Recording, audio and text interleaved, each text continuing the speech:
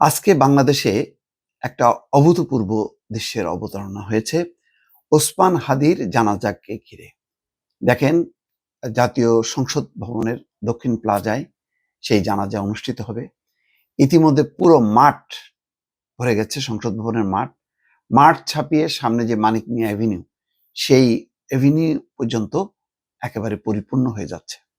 এটা বাংলাদেশের যেই গত দুদিন সহিংসতা হলো, সেই সহিংসতার বিপরীতে এরকম শান্তিপূর্ণ একটি জানাজার দৃশ্য আবার কিন্তু জাতির মধ্যে, মানুষের মধ্যে একটা আশার সঞ্চার হচ্ছে যে না, সহিংসতা দিয়ে, সন্ত্রাস করে, মব তৈরি করে বাংলাদেশে বিশৃঙ্খলা সৃষ্টি করা যাবে না।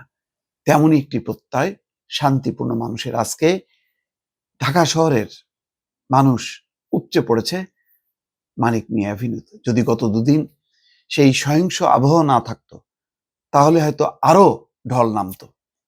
তারপরও যে ঢল নেমেছে, এটি হচ্ছে শুধু ওসমান হাদির প্রতি সম্মান শ্রদ্ধা না, বরং সহিংসতার বিরুদ্ধে একটি শান্তিপূর্ণ প্রতিবাদ হিসেবেও বিবেচনা করা যায়। ওসমান হাদির এই জানাজায় আসা মানুষের এই সমবেত যে ঐক্যতান বা ঐক্যের যে আবহাওয়া, সেটা একটা অসাধারণ। দেখেন, আজকে এই গুটি কয়েক মানুষের যেই সহিংস আচরণ গত কয়েকদিন, তার বাইরে শান্তিপ্রিয় মানুষের আজকে আগমন ঘটেছে সংসদ ভবন এলাকায়। আজকে কোনো দল না, মত না, সবাই এক কাতারে এসেছে ওসমান হাদির জন্য দোয়া করতে, ওসমান হাদির যে নির্মম মৃত্যু তার প্রতিবাদ জানাতে। কারণ ওসমান হাদি এখন শুধু একটা ইনকলাব মঞ্চের মুখপাত্র না, একটা ছোট সংগঠনের সে নেতা না। আজকে ওসমান হাদির করুণ মৃত্যু, নির্মম মৃত্যু, আজকে সারা বাংলাদেশের মানুষ তাকে ওন করছে। কে আওয়ামী লীগ, কে বিএনপি, কে জামাত, কে বিভিন্ন রাজনৈতিক দল, তার কিন্তু কেউ এখন আর হিসাব করছে না। প্রতিটা মানুষ, সাধারণ মানুষ, যারা কোনো দল করে না, যারা ন্যায়ের পথে থাকতে চায়, যারা শান্তির পক্ষে অবস্থান নেয়, আজকে তাদের মনে জায়গা করে নিয়েছে ওসমান হাদি। আজ মৃত ওসমান হাদি জীবিত ওসমান হাদির থেকেও অনেক বেশি শক্তিশালী হিসেবে মানুষের মনে, মানুষের হৃদয়ে অবস্থান করেছে। দর্শক, এটা কঠিন বাস্তবতা। আজকে সবাই খুঁজতেছে যে ওসমান হাদি কি কথা বলেছে।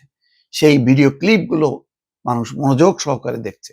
তার যেই কবিতা আবৃত্তি, নজরুলের কবিতা চির উন্নত মমশির, তারপরে শোষিত মানুষের পক্ষে যেই কবিতাগুলো, তার আবৃত্তি সবাই মনোযোগ দিয়ে মন্ত্রমুগ্ধের মতন শুনছে। আগে হয়তো ওসমান হাদিকে মানুষ তেমন চিনত না, কিন্তু মৃত্যুর পর মানুষের মুখে মুখে ওসমান হাদি, হাদি, হাদি, হাদি। সারা বাংলাদেশে রব উঠেছে হাদির জন্য। আর সেই রবটা হচ্ছে শান্তির জন্য, ঐক্যের জন্য, দেশের স্থিতিশীলতার জন্য, আগামী ভবিষ্যৎ গণতান্ত্রিক বাংলাদেশ বিনির্মাণের যে নতুন প্রত্যয়, শপথ এখন মানুষের মনে মনে, মানুষের মুখে মুখে, মানুষের হৃদয়ে। এই অনুভূতি, আবেগকে পুঁজি করে দুর্বৃত্তরা যাতে আর কোনো ধ্বংসযজ্ঞ না চালাতে পারে, সেটাই হচ্ছে মানুষের এখন শপথ। এবং আশা করা যায় আজকে এই শান্তিপূর্ণ বিশাল জানাজার মধ্য দিয়ে মানুষ নতুন করে বাংলাদেশ বিনির্মাণের স্বপ্ন দেখবে, শপথ নেবে। দর্শক।